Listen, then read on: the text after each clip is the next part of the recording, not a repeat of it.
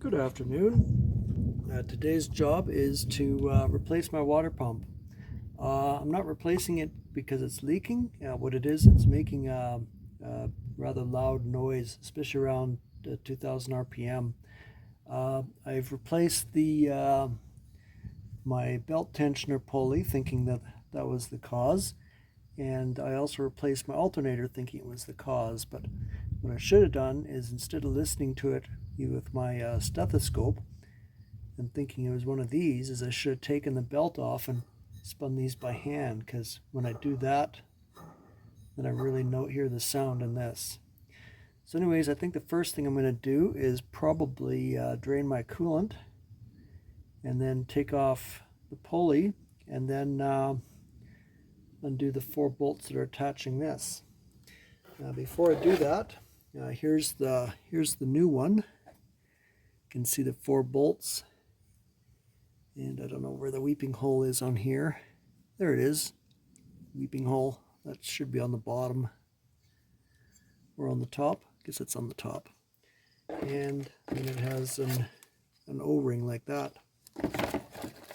Alright, I'm going to find a tray and see if I can get the coolant drained.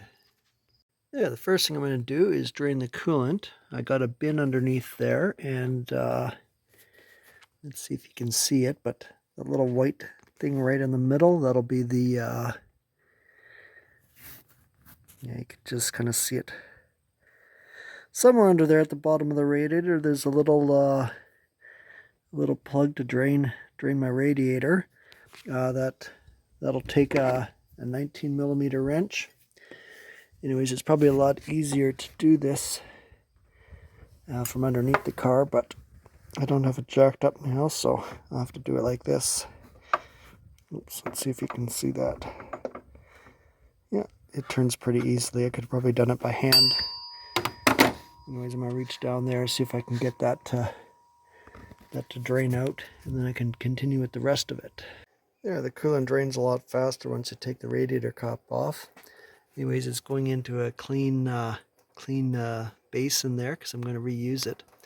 I replaced my thermostat about a year ago, so I'm going to probably reuse the coolant, since I replaced my coolant when I did that. Yeah, if you're wondering why my alternator isn't in, I originally thought my noise was coming from it, so I took it out to replace it, only find out that the new one's making the same noise. Alright, well that's draining. I'll see if I can get this pulley off. Normally this is easier to get off with the belt on, but since my alternator's out and my belt is off, I'm going to have to do it this way. Let's see. You can usually get a screwdriver in here to kind of keep these from turning. Let's see how well this works.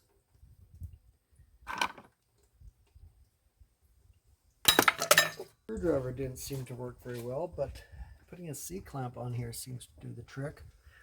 I was able to get 2 of these loosened already. So there's 3, and now the last one. There, 4. Alright, I'll just take these out. Hopefully I don't drop them into my tray of coolant, and then I can get this pulley off. Sort of like that.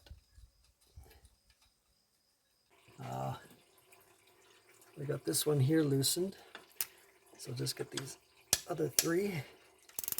They just come off like that. There's 2 right next to each other down here, but one's for the timing cover, one's for the pump. Make sure you get the one for the pump and not the timing cover. And I think I got one more right underneath there. I think that's it there. I think that's the right one.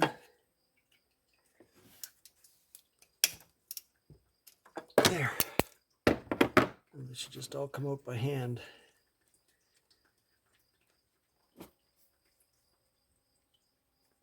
Almost. There, I closed the drain of my radiator, and reposition my drain tray. Now comes the fun part, and that's trying to figure out how to get this off. I think sometimes they come off easy and sometimes they take a bit of a struggle, so hopefully this one's an easy one. Let's see, I might have to tap at it a bit for the hammer to see if I can get it to come out. There are a couple of taps with the hammer right on the flange here. Seems to be what it takes to open that up a little bit. Let's see if I can get a screwdriver in here now. Oh, almost. Don't want to jab myself. I think it's coming. There. I think that has it. Almost.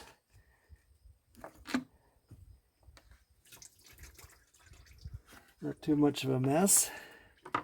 Looks like it has a little bit of corrosion around here. All right. Let's get the O-ring on the new one and then get the new one put in. There, my new water pump doesn't have a whole lot of instructions for it. Anyways, I put the new gasket on.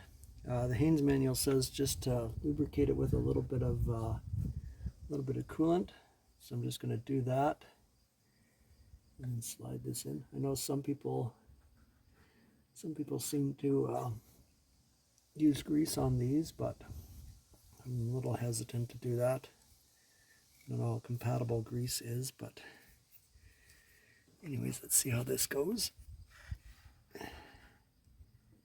Should just pop right in. There, just like that.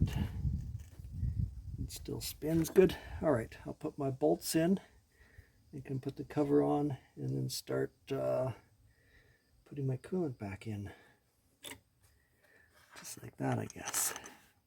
I think these are lined up. Perfect. There, per the Haynes manual, these are all 15 to 22 foot-pounds. You don't want to over-torque them. I think it's mostly your O-ring doing the sealing, so tightening this up way too much isn't going to help too much. I think before I put my my flange on, I'm just going to just refill my coolant. Then I can finish off with the rest of this. Just make sure this thing fits, I guess, before I go putting everything back together. I'm a little bit rusty on there. Maybe we'll clean that up and then put it on. There, the coolant's back in and nothing's leaking, so that's a good sign. I think I'll go ahead, put my alternator back on and my belt, and then I can finish tightening up these bolts, and then I should be done. And then I can test it and make sure that there's no more noises and no leaks under pressure. There, just have to put the belt back on and then I should be done. The belt's pretty much all set, except this part here has to go over top of this pulley. So in order to do that, let's see, we have to take this off. Well, this is always a bit of a pain.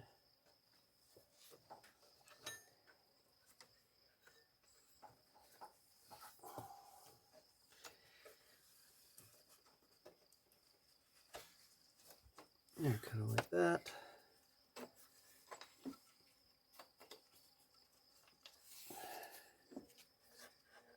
There, I just need to pull back on here and then get this over top of my alternator. Do that. Just use your ratchet in there. Oops, let's see if I can get that in like that. Now, hopefully it doesn't slip.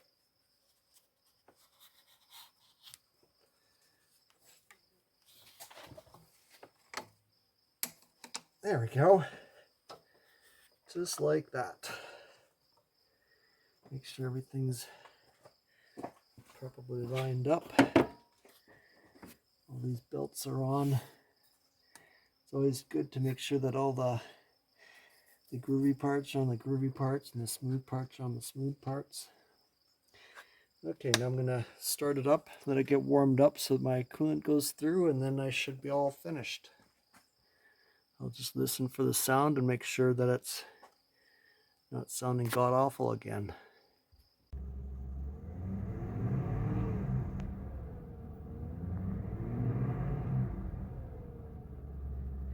Yeah, that sounds a lot better. I think I finally got it fixed.